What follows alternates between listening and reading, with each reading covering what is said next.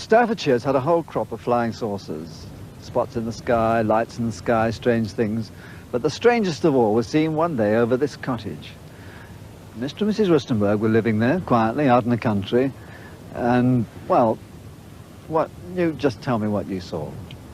Well, this was one ordinary day. I was waiting for my husband to come home from work, and my two sons went to Staffordshire to school, and I was getting changed, and I heard this terrific noise. It was just like a giant cauldron of water being poured onto a fire, a shh sort of noise, you know.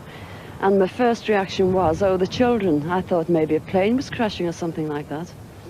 And I slipped my jumper on and went outside to find my two sons lying flat on the ground in the garden in front of the house, shouting, "Mummy, Mummy, there's a flying saucer." Well, naturally, I just said, "Come on, don't be stupid. Come in the house." But felt sort of a strange sensation.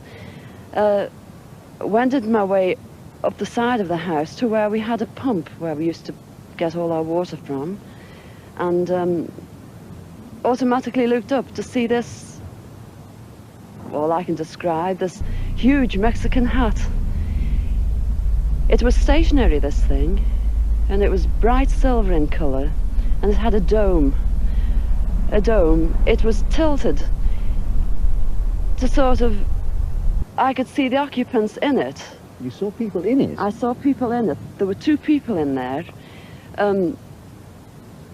These people were beautiful people. That's the only way I can describe them. They had long golden hair, like a page boy bob, just like the old kings. You used to see photographs of the old kings. And the colour of the hair was golden. Now, I was really... What were they dressed in? They had a sort of a polo neck jumper affair, like a ski top suit, in pale blue. Now, these people weren't sat behind, one behind the other. They were sat together, but this, whatever it was tilted so that I could see them and they could see me. Were you looking at them through windows, through portholes, or no, not portholes. It was just sort of like a cockpit, I suppose, that had this perspex or glass or whatever it was. They could see me anyway, and I could see them. And they had beautiful faces. I shall never forget their faces as long as I live.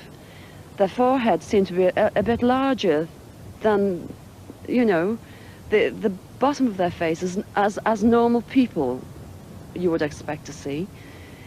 But maybe this was just whatever they had round their heads, which was like a transparent fishbowl.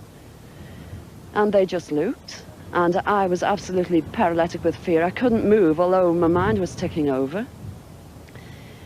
And they looked so sympathetic that I was just mesmerized for what seemed to be, ages, but it could have only been seconds.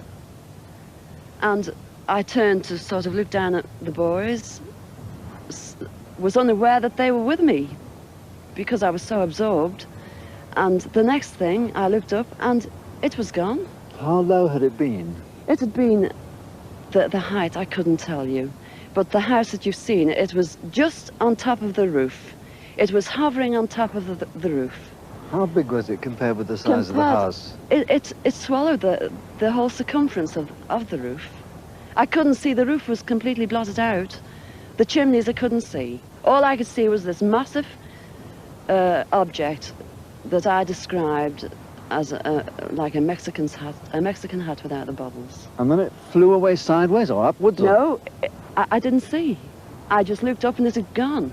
But I assume it went straight up, because for a short while after in the sky I looked around and I said to my two boys, "Where, can you see anything? Can you see anything?" And they said, "There it is, Mum," and they pointed up, and I watched it. It was just like a little cotton reel in the sky, and it circled us 3 times. It went round 3 times, and then it just shut off, and that was it.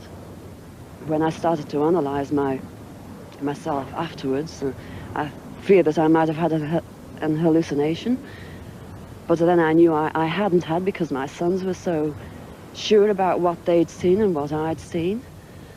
And it went through my mind that it was a secret weapon from Russia, and then I thought, well, it can't be that, because if they had something like that, they wouldn't need to fear anybody or anything. Were you scared by it? Did you run indoors? Oh, I was petrified. I couldn't move. I couldn't move a muscle. I was paralyzed with fear. But now I wouldn't be.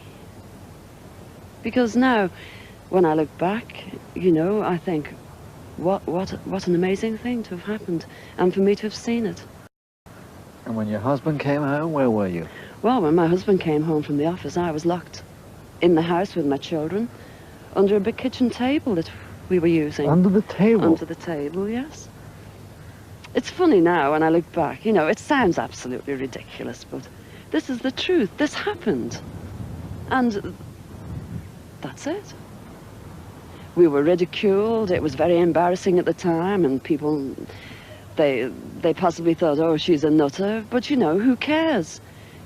This is something that's happened to me, and I'm a practically minded person, and that's it.